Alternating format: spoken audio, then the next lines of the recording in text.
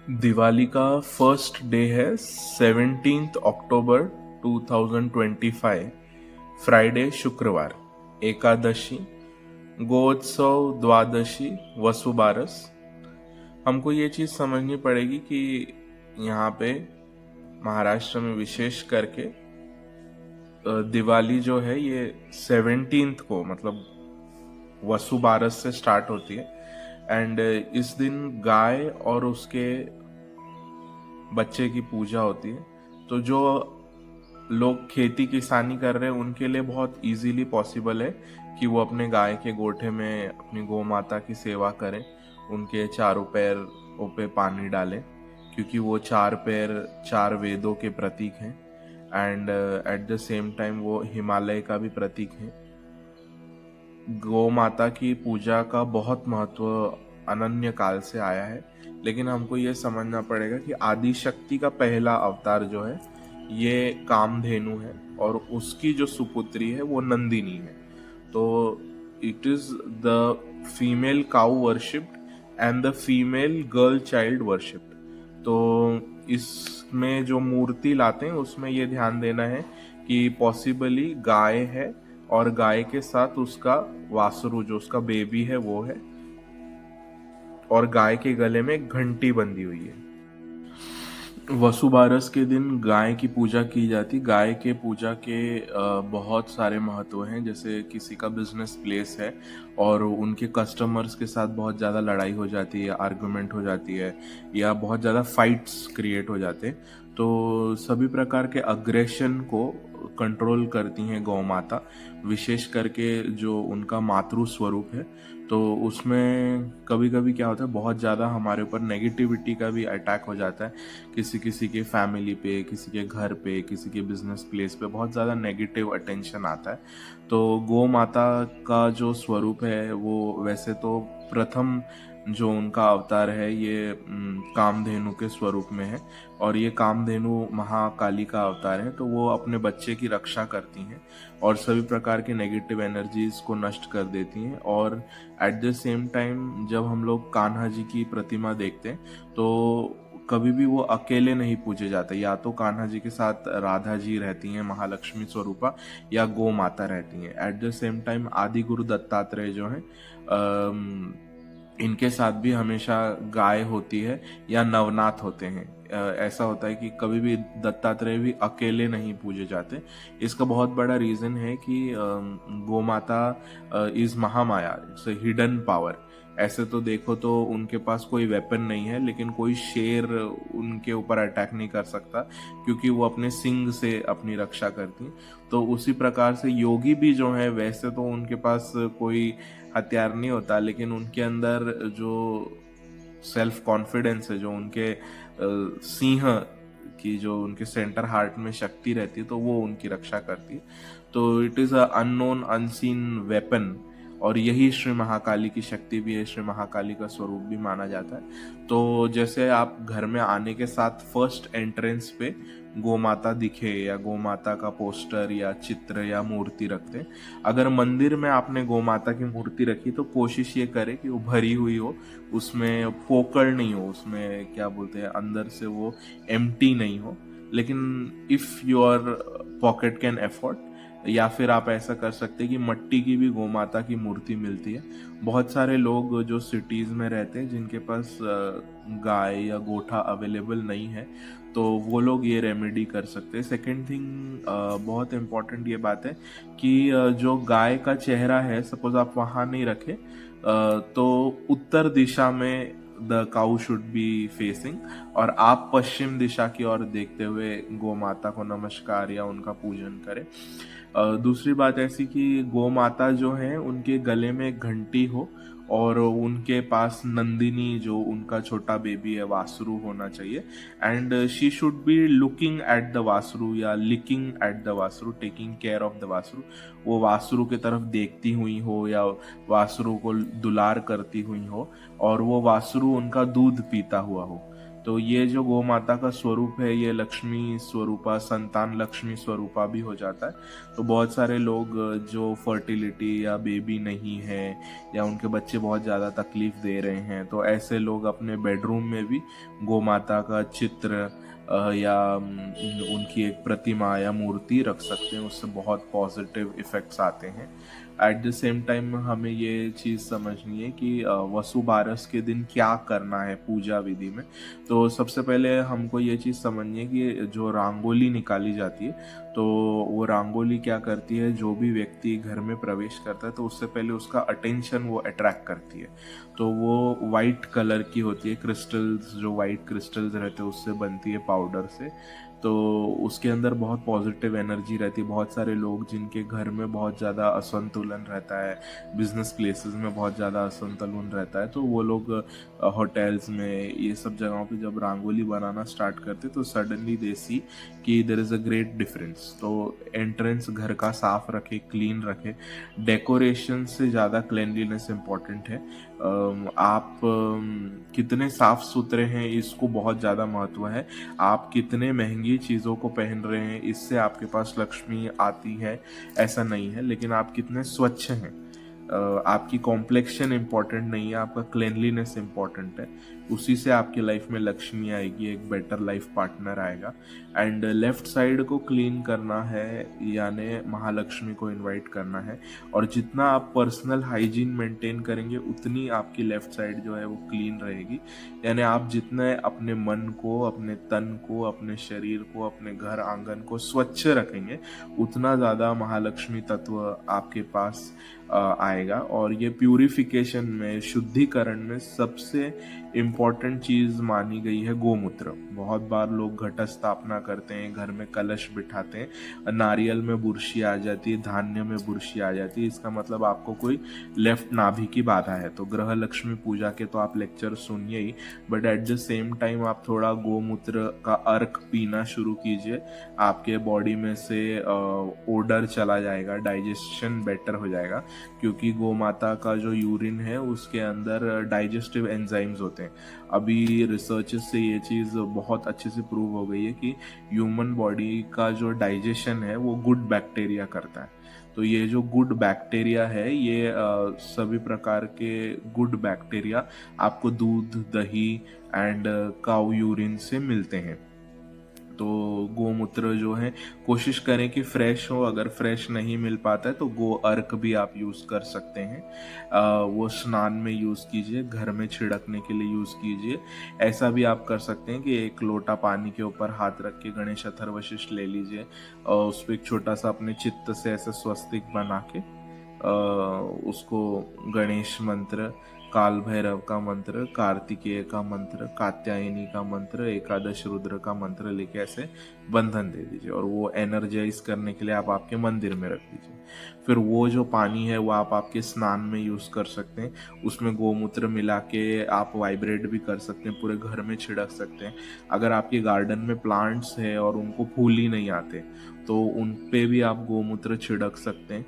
Eight the same time आप जो green chillies रहती हैं उनका पेस्ट करके वो भी छिड़क सकते हैं। एंड अगर वो भी आपके पास पॉसिबल नहीं है क्योंकि वो मावा, वाइट वाइट फंगस जैसा जो आता है, तो उसमें जो डिश वॉशिंग सोप सॉल्यूशन रहता है वो भी पंप में भर के आप स्प्रे कर सकते हैं। तो ये सब चीज़ें क्या है हमको बताती कि हमारे लेफ़्ट साइड में या लेफ़्ट नाभि पे कुछ प्रेशर है। और लेफ़्ट नाभि हमको क्या बताती है कि हम टाइम टेबल फॉलो नहीं करते हैं, या तो हम टाइम टेबल को लेके ओवर पैनिक है या के अंडर केयरलेस है।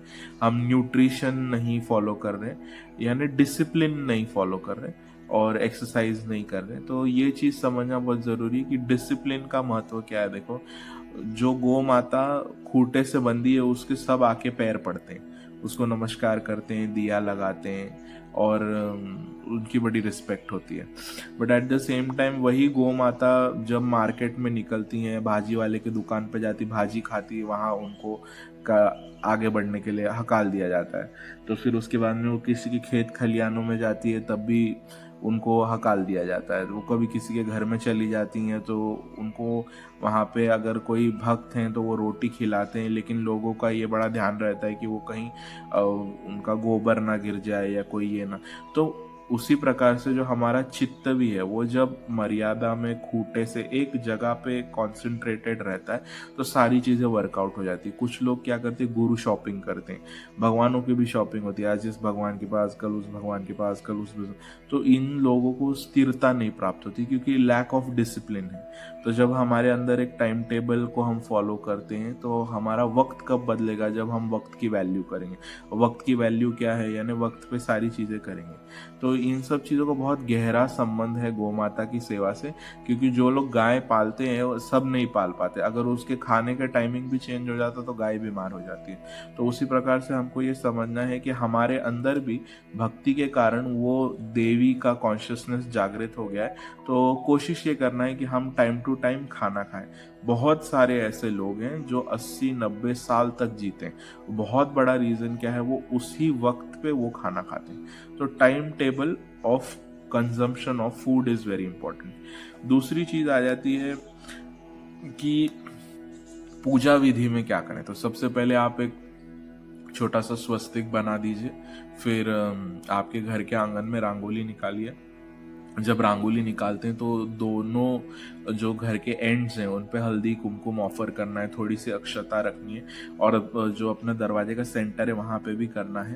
एंड अगर थोड़ा क्वांटिटी ज़्यादा होगा तो वो दिखने में बड़ा सुंदर लगता है, तो उससे किसी प्रकार की नेगेटिविटी, नेगेटिव फोर्स घर के अंदर नहीं आ पाता है, और आपको घर के अंदर एक फ्रेशनेस फील होता है। बहुत बार लोग अजवाइन कापूर भी जलाते हैं, तो वो अजवाइन कापूर जलाने के टाइम पे आप क्या कर सकते हैं, वो आजकल वो के गोबर के दिए मिलते हैं। तो you get these cow dung lamps, गोबर का दिया छोटे छोटे छोटे छोटे मिलते हैं। और अगर हम लोग खेत खलियानों वाले एरिया में तो गाय के वो गोरी का छोटा सा कंडा या उसका भूसा चूरा भी उसमें यूज कर सकते हैं जलाने के लिए। तो उसको आप बेस में डाल दो, उस पर अजवाइन डाल दो, उस पर कपूर डाल दो, आप उससे पूरे घर की क्लियरेंस कर लो। बाद में क्या हो जाता है, वो दिया तो बुझ जाता है, उसके बाद में उसमें स्मोक आता है, तो उसमें आप थोड़ा सा सामरानी, ये जो अपना लोबान है वो भी डाल सकते हैं, या गौरी के टुकड़े के ऊपर ही अजवाइन कापूर जलाइए। एंड उसके बाद में जब आपका अजवाइन कापूर जल गया तो वो गौरी का टुकड़ा जल जाता है। तो बहुत बार हम लोग तो क्या करते हैं कि ये जो फूलवात रहती है, वो फूलवात हमारी गाय के घी से बनती है।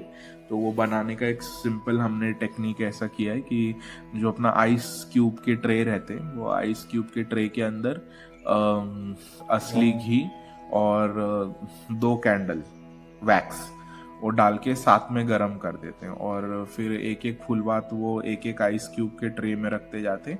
एंड उसके अंदर अपना ये जो मिक्सचर बनाया है वो ऐड कर देते हैं। उसमें कभी कुमकुम ऐड करते हैं, कभी सोन साफे का अत्तर ऐड कर देते हैं, या कभी अजवाइन ऐड कर देते हैं, कभी भीमसेन कापूर ऐड कर देते हैं। एंड वो वैसे क्यूब्स बना के वो फ्रिज में रख देते हैं। तो बाद में फिर वो सारे जो है वो घी की बातियां बन जाती है, या रेडीमेड भी बाती मिलती है, लेकिन हम लोग ये खुद बनाते क्योंकि उससे क्लियरेंस में बहुत हेल्प होता है। क्योंकि जो स्मोक तैयार होगा, अगर अच्छे क्वालिटी का घी है, अच्छी क्वालिटी का वैक्स है, या उसके अंदर अच्छे क्वालिटी का अजवाइन है, तो उसका जो स्मोक आता है तो वो स्मोक हमारे नाक के थ्रू ब्रेन में जाके हमारे न्यूरॉन्स को, इन सब नसों को क्लियर कर देता है, और वो सहस्त्रार को भी पेशेंट्स के हील करने में बहुत हेल्प करता है, इंसान का माइंड सेट चेंज कर देता है। तो इतना इफेक्टिव है ये। हम लोग जो गोबर का दिया रहता है उसके अंदर फूलवाट डालते, कभी कभी उसमें लौंग इलायची भी डालते। अगर लेफ्ट साइड की बहुत ज़्यादा बाधा है तो लौंग डालते, राइट साइडेड बहुत ज़्यादा पकड़ है तो इलायची डालते, और इस प्रकार से वो ज्योति प्रज्वलित करते। ज्योति खत्म होने के बाद में वो गोबर का दिया भी जल जाता है। तो वो जल जाने के बाद में फिर उसमें थोड़ा सा लोबान डाल दिया तो इट बिकम्स लाइक अ धूप कप। तो इससे क्या हो जाता है, लेफ्ट साइड का क्लियरेंस बहुत अच्छा होता है। एंड अगर अग्नि से करेंगे तो लेफ्ट क्लियर होती है, स्मोक से करेंगे तो राइट क्लियर हो जाती है। तो बहुत बार जिन लोगों के घरों में कुछ पेशेंट्स है, प्रोलॉन्ग्ड बीमारियां हैं, कोई चीज़ें वर्कआउट नहीं हो पाती हैं, तो वो लोग अगर इस प्रकार की ज्योति प्रज्वलित करते तो बहुत अच्छे अनुभव आते हैं। सेकेंड थिंग, जो दिवाली के दिए जलाए जाते हैं, तो या तो आटे के या मिट्टी के या मेटल के, जो भी 5 दिए आप ले लो, और उनसे सबसे पहले श्री माता जी का औक्षण करो, यानी आरती करो, और उसके बाद में फिर वो जो 5 दिए वो पूरे घर में डिवाइड कर दो। अब कोई 5 जलाते हैं, कोई 21 जलाते हैं। अभी हमारे यहाँ पे काफ़ी सब लोग आते हैं और थोड़ा वास्तु भी बड़ा है, तो 108 दिए भी जलते हैं देवी के अलग अलग स्वरूपों के नाम से, तो उस प्रकार से भी लोग ऑफरिंग करते हैं। लेकिन मिनिमम आप 5 जलाइए और मैक्सिमम आप 21 ही जलाइए, because don't get into a lot of headache.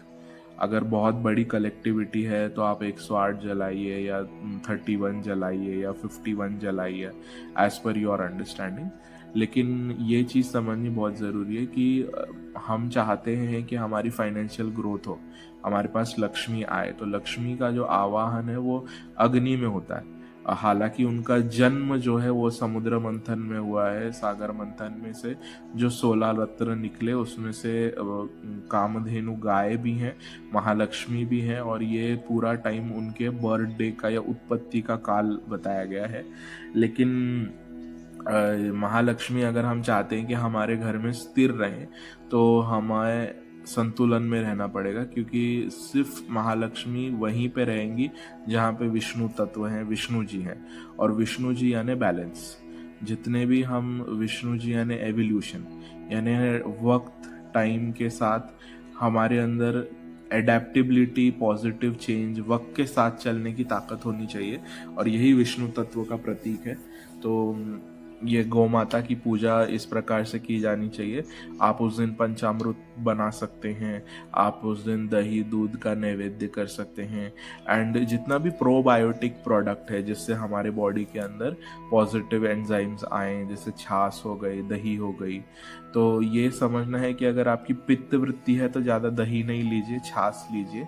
और पंचामृत में तो बैलेंस हो जाता है, क्योंकि दही, दूध, मध, हनी, तुलसी के पत्ते, ये सब मिक्स होने की वजह से वो एक प्रकार का संतुलित आहार हो जाता है। सेकेंड थिंग, जो डायबिटिक पेशेंट्स है, बहुत बार उनके बॉडी पे रैशेस हो जाते हैं, तो जो लोनी होता है, वाइट बटर, जो दूध को मथने से और फिर लोनी बनता है, तो दूध दही मथने के बाद में उसमें से जो लोनी निकलता है, तो वो लोनी वाइट बटर भी आप वाइब्रेट करके अपने बॉडी पे, फेस पे, स्किन पे एज अ मॉइस्चराइजर बोल के लगा सकते हैं। सेकेंड थिंग, जिन लोगों को बहुत ज़्यादा डैंड्रफ की तकलीफ होती है, वो भी दही को पानी में कपड़े में बांधना है, तो उसमें से चक्का निकलता है, दैट इज जिससे श्रीखंड बनता है, थिक कर्ड।